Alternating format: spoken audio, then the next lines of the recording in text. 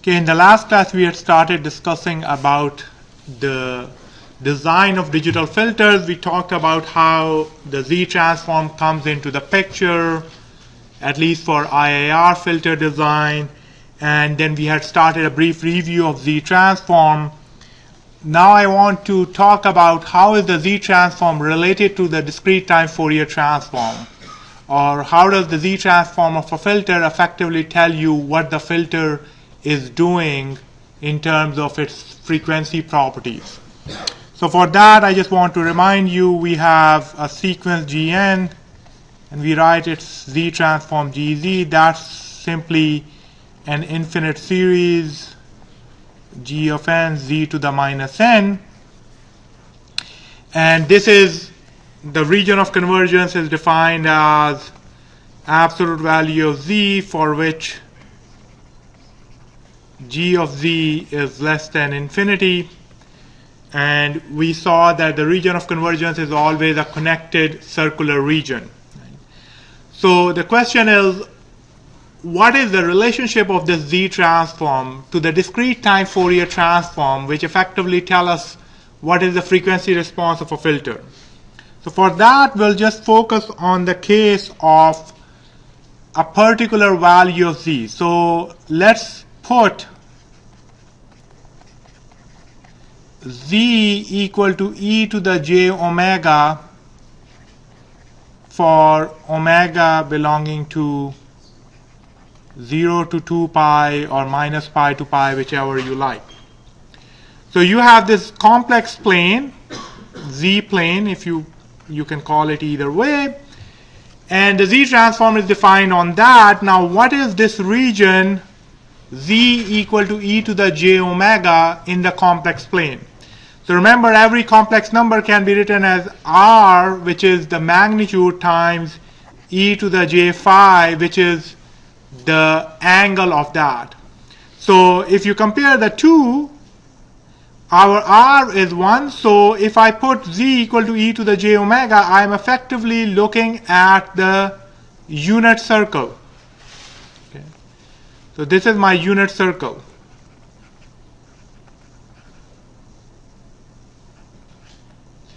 This is the circle e to the j omega. As omega goes from 0 to 2 pi, I am traversing different points on this unit circle.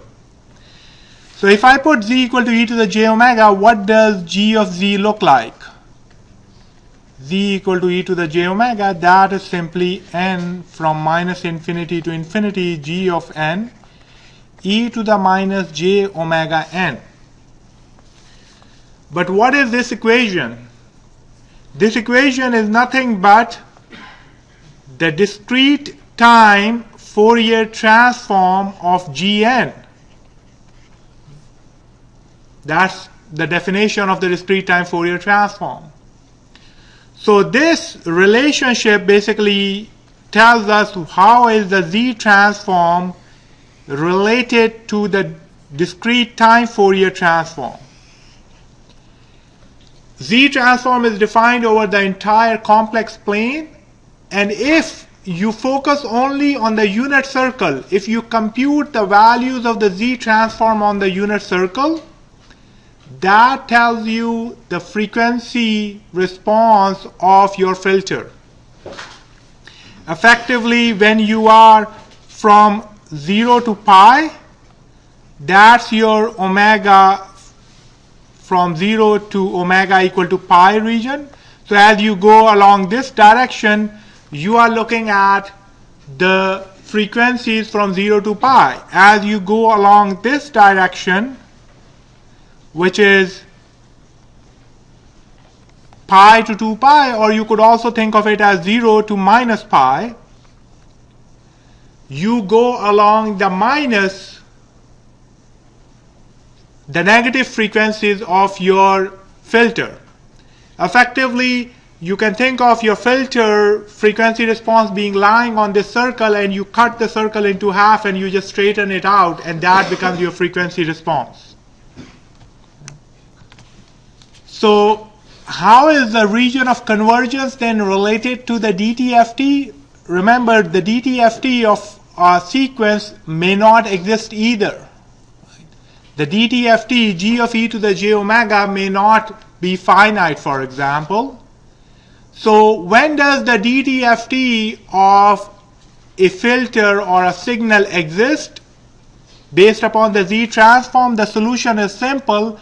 If the unit circle, because the unit circle corresponds to the DTFT, if the unit circle lives in the region of convergence, then the DTFT also exists. So if the ROC contains the unit circle,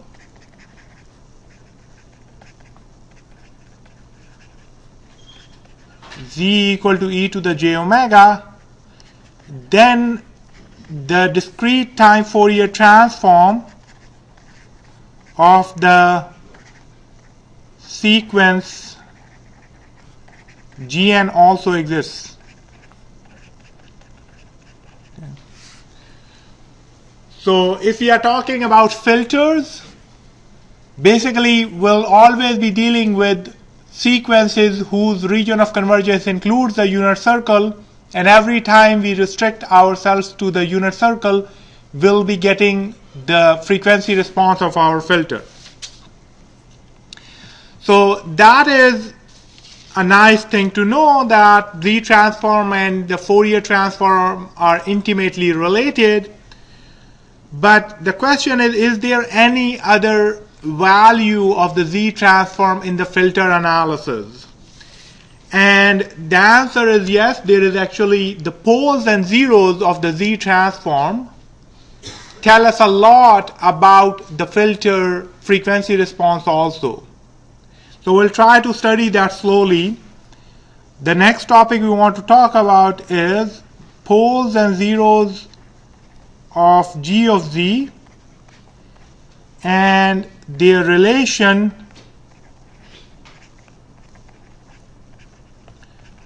to the frequency response.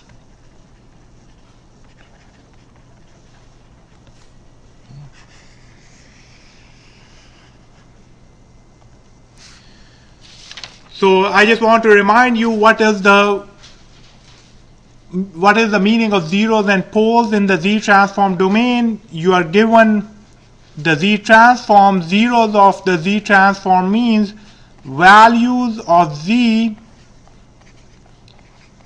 for which G of Z equal to 0. That is just the definition of the zero. You have G of Z is a function over the Z plane, and wherever that function takes the value 0, that corresponds to the 0 of your Z transform. Now if you write your G of Z in terms of two polynomials, rational polynomials QZ over PZ over QZ, then 0 simply correspond to the roots of the numerator polynomial. So zeros are the roots of P of Z.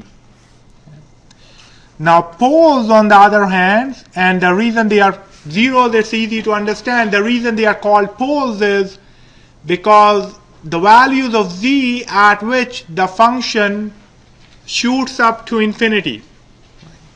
So if you look at it in 3 dimensions, this plot of G of Z, what you see is basically you have a function which is shooting up to infinity. It looks like a big pole. So hence the name pole. The practical definition of poles is values of Z for which G of Z equals to infinity. Okay. We can say G of Z equals to plus or minus infinity. So in one case the poles will go up, the other case the poles will go down, but in both cases it looks like a pole. Now, by definition, the region of convergence is defined as the region in which your Z transform is finite. So by definition, a pole cannot be in the region of convergence. So poles cannot be in the region of convergence.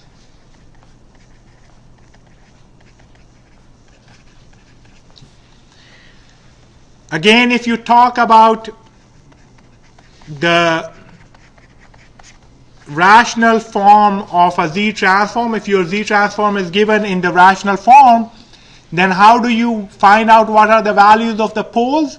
They correspond to the roots of the denominator polynomial, because at the roots your denominator polynomial is 0 and you're dividing something by 0, you get infinity. So poles are the roots of Q of Z.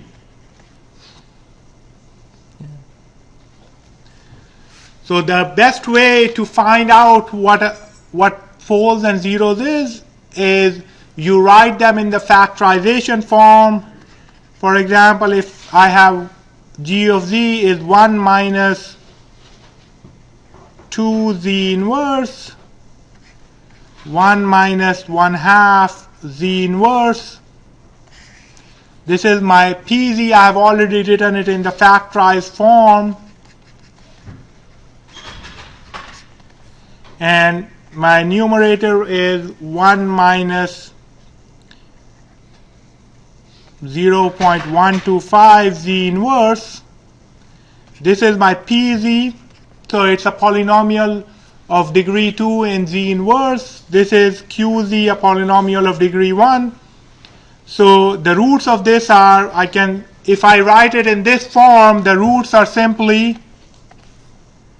2 and 1/2. When I put Z equal to 2, this factor becomes 0. When I put Z equal to 1/2, this factor becomes 0. So they are both the roots and they correspond to zeros of my G of Z. And similarly here, when I put Z equal to 0.125, I get this to be 0. So Q of Z equal to 0, which gives me the pole. So this is the pole of G of Z. Something that you should have seen many times in your linear systems class. This is just a brief review of that. If I had written G of Z equals to 1 minus 2 e to the j pi by 3 Z inverse, then the 0 of this is at Z equal to 2 e to the j pi by 3 is a 0 of G of Z. So apart from just the mathematical aspect of poles and zeros, actually it turns out that if you just know the poles and zeros of your filter, nothing else, you know the poles and zeros, that tells you a great deal about the filter that you are dealing with. So poles and zeros alone tell us a great deal about the filters. And as we talked about, we have two kinds of filters, FIR and IIR. And most of my discussion now going forward till we are done with the design of FIR filters is going to be about FIR filters. So let us focus first on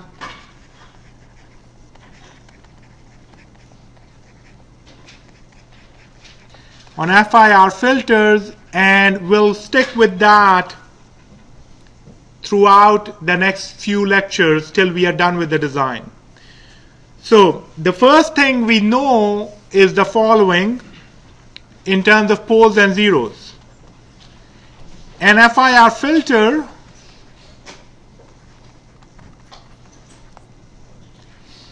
has no poles except possibly at Z equal to 0 and Z equal to infinity. So that's the claim. In general, if you are given a filter and you compute its poles and zeros, and what you get is that the only poles you are getting are either at the origin or at z equal to infinity, then it automatically implies that you are dealing with an FIR filter. It will have zeros, but no poles other than at z equal to 0 or z equal to infinity. Okay. So let's see why that is the case. Remember, what is the FIR filter? What is the input-output relationship for an LTI system? That is convolution. So you have xn convolved with hn. And for instantaneous filter implementation, we always want to use the definition of convolution, where you fix your impulse response and you shift your input signal. So we get m from minus infinity to infinity, h of m, x of n minus m. Now, my h is FIR, and let's assume that this is equal to 0 for all n less than n1 and n greater than n2. So it's FIR for n equal to, between n equal to n1 and n equal to n2. In that case, I can just simply replace my summation from m equal to n1 to n2, hm x of n minus m. Now let's compute the z transform of my impulse response in this case. So I simply take the z transform of the left and the right hand side. I get summation m equal to n1 to n2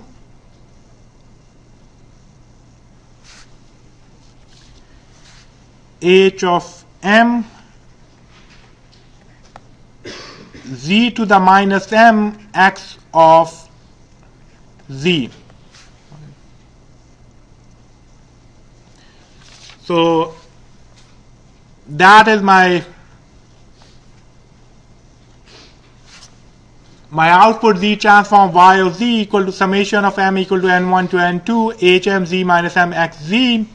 So I just bring it to the left hand side, which is my h of z, which is summation m equal to n1 to n2 h of m z of minus m. I could have used the direct definition of the z transform too. For h of z, I would have gotten the same thing, but I just wanted to use the difference equation to show to you. Now, this is my z transform of an FIR filter. And because it is an FIR filter, this is a finite summation. So if you are adding a finite number of terms, you cannot get infinity. Simple math fact. You can add a finite collection of numbers, you are not going to get infinity. So h of z is less than infinity for all z except possibly z equal to 0 or z equal to infinity. We'll come to these two cases later. But if z is not equal to 0 or z is not equal to infinity, then you have a finite collection of terms. You add them up, you are not going to get infinity. So you are not going to have any pole other than z equal to 0 and or z equal to infinity. That's the first fact of FIR filters. Now, when do you get a pole at z equal to 0? If, so assume, I'll put some numbers down to make it more clear. Assume n1 equal to minus 5 and n2 equal to 2. So then my h of z looks like h of minus 5 z to the 5 plus h of minus 4 z to the 4 plus h of minus 3 z to the 3. I keep on going, plus h of 0 z to the 0 is 1 plus h of 1 z to the minus 1 plus h of 2 z to the minus 2. So when z equals to 0, of course this term is 0. 0 to raise to any power is 0. But this term is 1 over 0. And similarly this term is 1 over 0. So you get infinity when z equal to 0, provided your indices were negative. So which means that you are going in the positive direction. So your n, if n2 is bigger than 0, then there is a pole at z equal to 0. Okay. So that is first fact, or rather second fact, that for FIR filters you have no poles other than at z equal to 0 or z equal to infinity. When do you have a pole at z equal to 0? If n2 is bigger than 0. And we can take the same example. If z was equal to infinity, then of course 1 over infinity is 0, 1 over infinity is 0. So this and this term will be 0, but these terms will blow up for z equal to infinity. So what is the condition for h of z to be equal to infinity at z equal to infinity? That happens if n1 is less than 0, then there is a pole at z equal to infinity.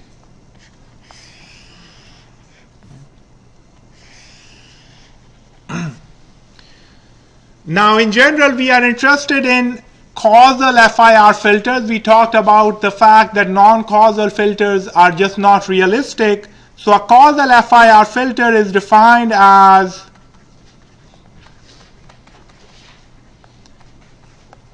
hn equal to 0 for all n less than 0, which means that this case does not exist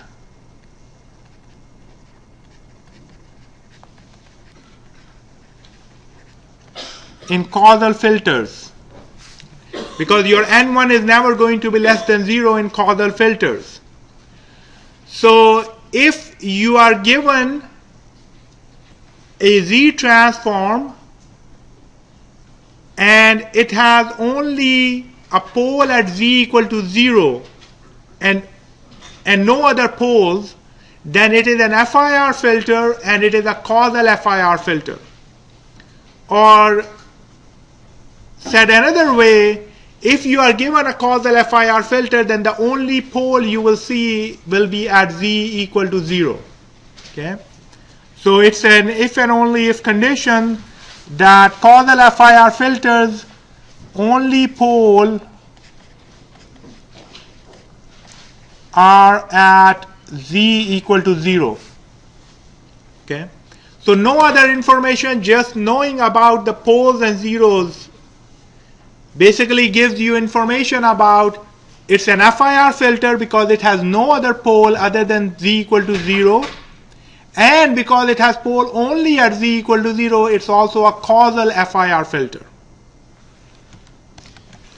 So in general, we'll just now focus on the case of causal FIR filters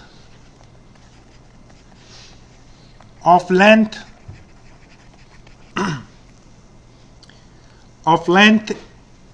n equal to m plus 1. So that is given by some numbers hn equal to 0 for all n less than 0 and n greater than m. So if you write down the z transform of a causal FIR filter of length n, its z transform is always going to look like a polynomial of degree m, it will have this form: p0 plus p1 z minus 1 plus p2 z to the minus 2 plus p capital M z to the minus capital M. So it's a polynomial of degree m, and the coefficients with the variable, they are just the coefficients of your FIR filter. So P0 is nothing but h of 0. P1 is h of 1. P2 is h of 2, and so forth. This is h of m. Okay, or which is equal to h of n minus 1. So an FIR filter Z transform is actually a polynomial, not of a rational form. It's just a polynomial of degree m, and the degree of the polynomial is related to the length of your FIR filter. So you have a polynomial of degree m. How many roots does a degree m polynomial have? So this h of z has m roots. This polynomial has m roots, which means that it has m zeros. So a filter of length n has m minus 1 zeros in the z domain, which is equal to n minus 1 zeros. So if we are talking about, for example, a length 128 filter, it has how many zeros? It will have 128 length filter is going to have 127 zeros. And we'll see what do those zeros teach us in terms of the frequency response of the filter. So let's focus on now that case. We are going to continue discussing about the FIR filter only. We are not going to move to IIR filter anytime soon. So the question is, what do the zeros of an FIR filter of length n, and here I'm going to keep on making the assumption that we are dealing with causal. What do those zeros tell us about the frequency response of the filter?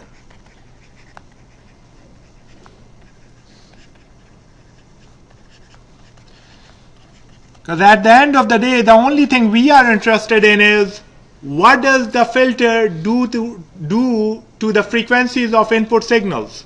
So for that, we are interested in the frequency response, and all we know is I have a 128 length filter, it has 127 zeros at certain locations, but what do those zeros do? For that, we'll focus on assume that we are given only 1 zero. So assume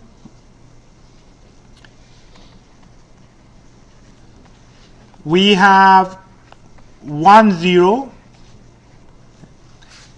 So we have a length 2 filter. H of z, let's say, is 1 minus, I'll use a number zeta 1 z to the minus 1. Okay, this means that my h of 0 is equal to 1 and h of 1 equals to minus zeta 1. Okay, so the 0 of this filter is at z equal to zeta 1 is a 0. And I'm going to write this zeta 1 as equal to some radius r times e to the j phi. Okay. So I'm dealing with an FIR filter. This is the unit circle. Why I'm drawing the unit circle? Because the unit circle is where my frequency response lives. This is where the frequency response corresponds to. And let's assume that this is my 0 at this location. So this is my r, the length of this distance from the origin is r, and this radius is phi. Okay. So this is what the Z transform looks like. We have not specified the values of the Z transform at all. Just knowing the location of this 0, the question is, can we tell what does the frequency response of this filter will look like? So the frequency response, of course, corresponds to as we traverse the unit circle. Now what does this 0 do in terms of the frequency response? We won't formally cover that in terms of the derivation, but I'll just try to explain it in words in a geometric sense.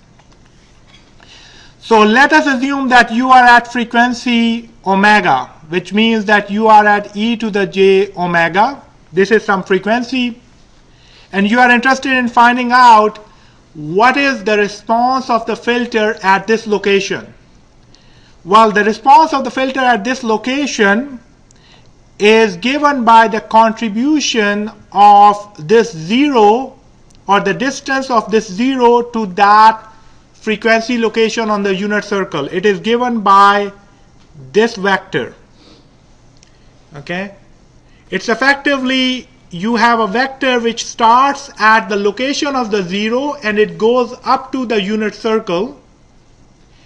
And whatever is the length of that vector tells you the magnitude of the frequency response at that frequency little omega. So if you are interested in, for example, finding out what is the frequency response at little omega equal to phi, which is this point, that will be simply this distance. Okay. So you effectively, to find out the different frequencies, you effectively just draw different vectors with the starting point of the 0 and the ending point at the frequency that you are interested in. And you simply traverse this circle like this. Okay. From 0 to pi, and then you can do the same from 0 to minus pi. They are both the same point. And the length of the vector originating from the 0 to the unit circle tells you how much magnitude you will have at that particular frequency. So mathematically, the frequency response h of e to the j omega, the magnitude is given by P0 absolute value times e to the j omega minus zeta 1. Okay. This is basically your zeta 1 is this vector. So this is your first vector, and this is your vector e to the j omega. And all you are saying is you find out the difference between the two vectors, which is exactly what I drew. It's the starting point of at 0 and ending point at e to the j omega. So you have the originating point of this vector is fixed, and that vector is basically just going on around the unit circle. And as it moves along, its distance changes. The length of this vector changes. For example, the smallest length of this vector will be at what point? This difference vector will have the smallest length in the direction of the 0, which is this omega equal to phi frequency. And as it moves away from this angle, the length of this vector will keep on getting longer. For example, if I go here, in this direction, I will have the largest length. So while you can formally compute this formula, if you just have to hypothetically, heuristically, if you just have to draw a magnitude plot for this filter, you can easily do that, because you know, if I have, this is my h of e to the j omega, let's say, minus pi to pi, and let's assume that this is my omega equal to phi location. So you know that it will start off with some number, and then it will dip down.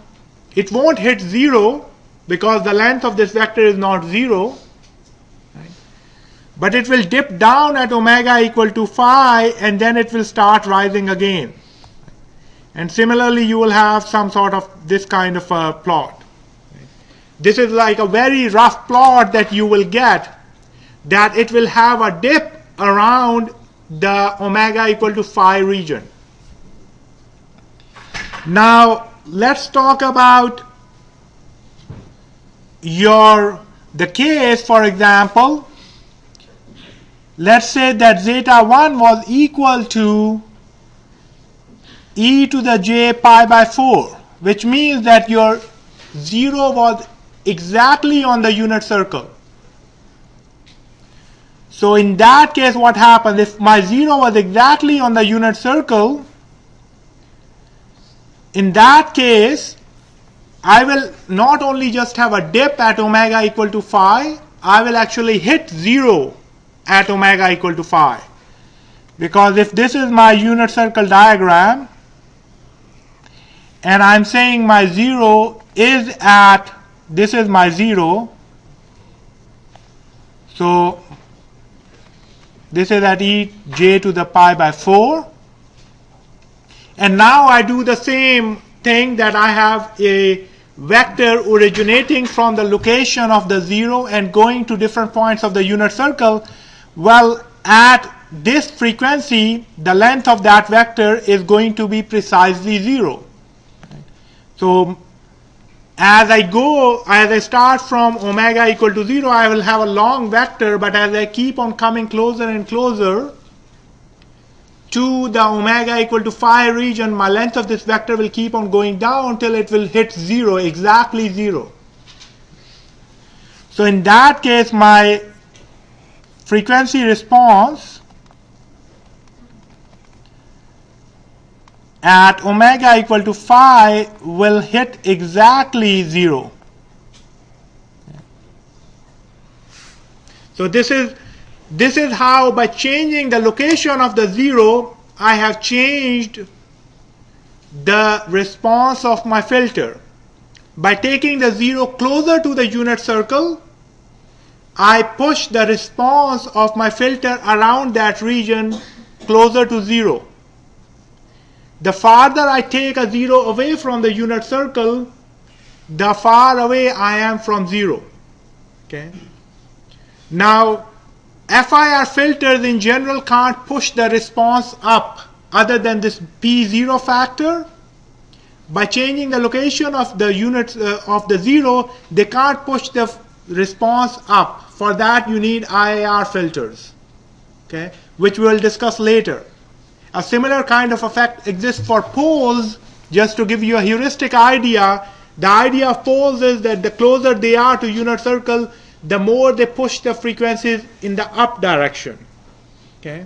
Of course, you don't want to have the pole on the unit circle, because in that case, the unit circle will not be part of the region of convergence, and you won't have the discrete time Fourier transform.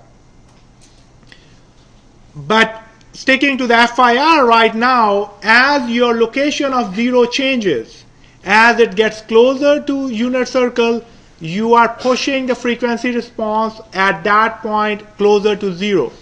As I take it away from unit circle, you are making it not that close to the unit circle, not that close to 0. So this is just a hand-wavy heuristic. Let's talk about the case, because in reality you will be dealing with many zeros. What is the effect of multiple zeros? So mathematically the equation is for m zeros, which is a length m plus 1 filter, your magnitude response is given by a contribution due to each zero. So each zero gives you a similar contribution. So it's given by P0 absolute value. This is multiplication k from 1 to m e to the j omega minus zeta k. Okay. What this means is that each zero is going to have this difference vector which starts at the tip of the zero and goes to the unit circle, and your total magnitude response is going to be multiplication of those two factors. Okay. So going to a realistic case, if you have, so you'll have, let's say, a 0 here and a 0 here, okay, and you are interested in what happens here at this omega, e to the j omega. Well, there is a difference vector due to this 0, and there is a difference vector due to this 0, and your total magnitude response is going to be product of those two difference vectors. Okay. So what happens is that the closer the zeros are in that region, your frequency response is pulled down. So in this diagram, basically your frequency response in these regions, right, these frequencies, is going to be high, and then in the 0 to pi by 2 and 0 to minus pi by 2 region is going to be pulled down. Okay. So let's take the case of a particular filter to give more sense to this formulation of how do the zeros contribute to the frequency response. So we'll take the example of a moving average filter. We had talked about this filter earlier, a very common filter, which all it does is it takes an average of your current sample and the last m-1 samples, and the impulse response is simply given by 1 over m, and from 0, 1 up to m-1. And the output is given by simply yn equal to 1 over m summation n equal to 0 to n-1 x of n-m. So this is your moving average filter, very commonly applied, and in general you associate the moving average filter to be some sort of a low pass filter. But let's see whether the zeros of this filter give us the required information to deduce whether it is a low pass filter or a high pass filter.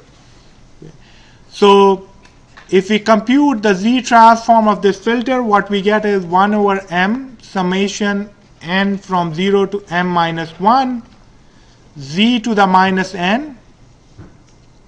Now we have a finite geometric series, so we just use the geometric series formula. We get 1 minus z to the minus m over m times 1 minus z inverse.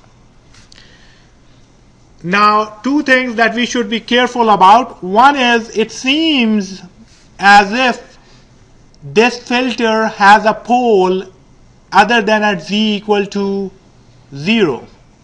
So, for example, the denominator has a root at z equal to 1. It has a root, which means that denominator becomes z equal to 1. At z equal to 1, the denominator goes to 0. So it seems like it has a pole. But actually it does not have a pole because of the roots of the numerator polynomial. There is pole zero cancellation. So this is an equation. What are the zeros of this equation? So the equation you are looking for is 1 minus z to the minus m equal to 0 or z to the minus m equal to 1.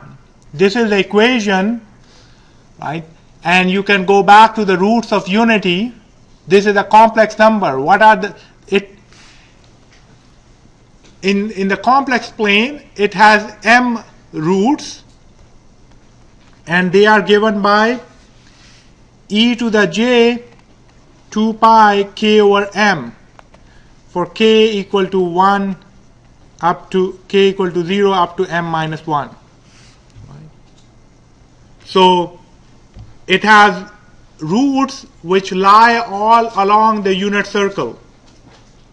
Now for k equal to 0, we have one of the zeros is, so if I write my zeros as zeta k equal to e to the j 2 pi k over m, then zeta of 0 is 1.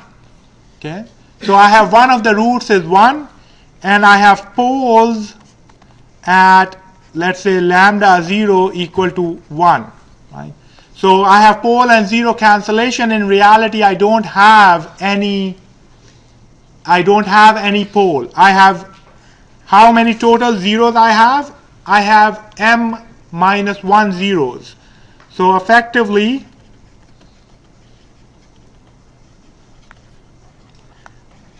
we have m minus 1 zeros at zeta k equal to e to the j 2 pi k over m for k equal to 1, 2 up to m minus 1. Okay.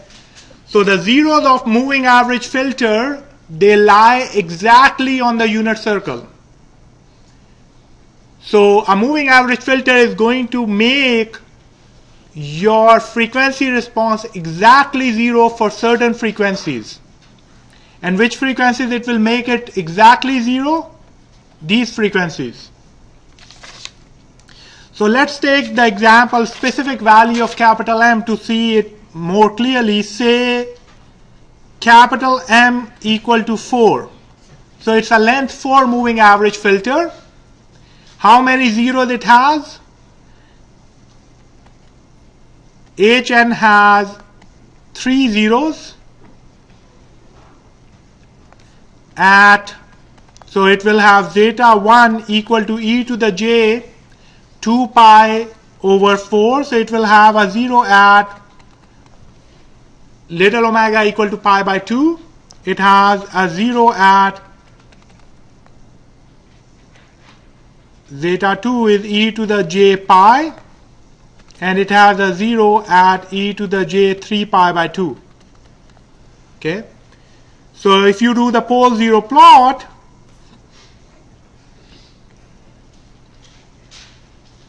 you get a 0 here exactly on the unit circle at pi by 2 radians. You get a 0 at pi radian, and you get a 0 at 3 pi by 2 radians. While it seemed like you had a 0 at z equal to 1, it's not there because of the cancellation with the pole at z equal to 1. So if you look at this kind of a plot, what do you see? You see that at every little omega, you have contribution from a 0, which is trying to pull it down. Right? But the pull down effect is greatest in the pi by 2 to pi region and minus pi by 2 to minus pi region.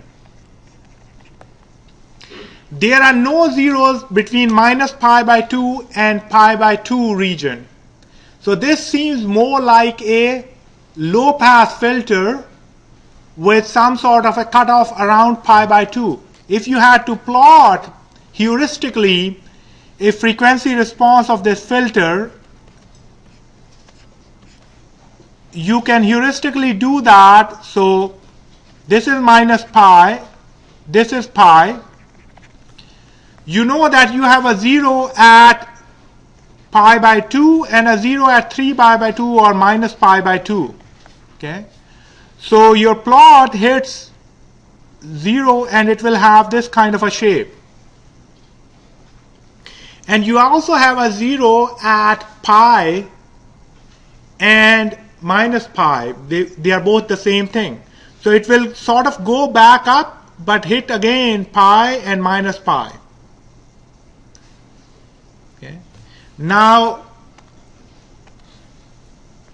one key thing is, so let's call this region, does this region necessarily lie below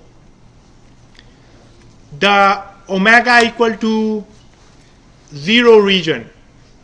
And the reason is yes, it will, because if you are at any point here, let's say you were at a point here, right? You wanted to find out what is the frequency at this region. 3 zeros are much closer to it than a frequency at this region, right? Here you have contribution due to this vector, and this vector. The contribution due to these two zeros is much smaller, so you have a really small number. Whereas if you were focusing here, then the contribution due to zeros is farther away. So this region is going to be larger in height or in magnitude than these little regions. So again, this is sort of a heuristic kind of a thing. You can make it more mathematically precise by calculating the magnitude response, but the idea is by just looking at these zeros, you should be able to, at some level, guess what is the frequency response of my FIR filter. If you really wanted to, so by the way, you can just plug this and you can use FV tool in MATLAB. You used it previously to plot the magnitude response. You can do that same tool, and it will also let you look at the zeros. So you can use this, you can fire up MATLAB and input this moving average filter and see that the zeros of this filter will lie exactly at the location that we described.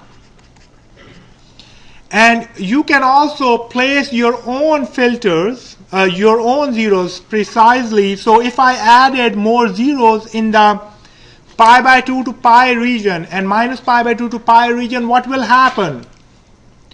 This region, this frequency domain region, will be pulled down even further. Okay? So if I was interested in saying, I don't like that from pi by 2 to pi, my frequency response is sort of rising again, all I have to do is add more zeros to my filter. If I know, of course, the zero location, I can calculate what the frequency response, what the filter will be in time domain. So just by doing the placement of the zeros, you can do many interesting things. Yeah. Now, a similar understanding of the filter design exists for phases. I'm not going to go into the detail, but basically what happens is that the phase at each frequency, again, is a contribution. It's an additive action. For magnitude, it's a multiplicative action. For phases, it's an additive action. Each zero gives you a phase, and your total phase is a sum due to each of those individual zeros. Okay? The phase corresponds to the phase of the angle of the difference vector that we have been plotting. So I'll just write down that the argument of the phase at frequency e to the j omega is simply argument of p0 minus little omega m plus summation k equal to 1 to m arg of e to the j omega minus theta k. So it's basically, this is the difference vector that we have been showing, which has the tip at 0, starting point at 0, the tail at 0, and the tip of that is at the unit circle. And argument means you are just calculating whatever angle it makes with the horizontal axis, and then you just add up all of those angles. Okay. So the main message that you want to take away is that poles and zeros are just not there for calculation in the Z transform. By carefully placing the zeros inside in your Z transform, you can basically dictate what will be the frequency response of my filter. The closer you put the zeros to the unit circle, the closer frequencies around that region will be pulled towards zero. You put the zero exactly at the unit circle, the frequency at that location will be pulled exactly to zero. So sometimes you see in dB plots in MATLAB basically these kinds of, because in dB 0 is minus infinity, you see these kinds of very sharp peaks in MATLAB. These correspond to zeros in dB plots in MATLAB.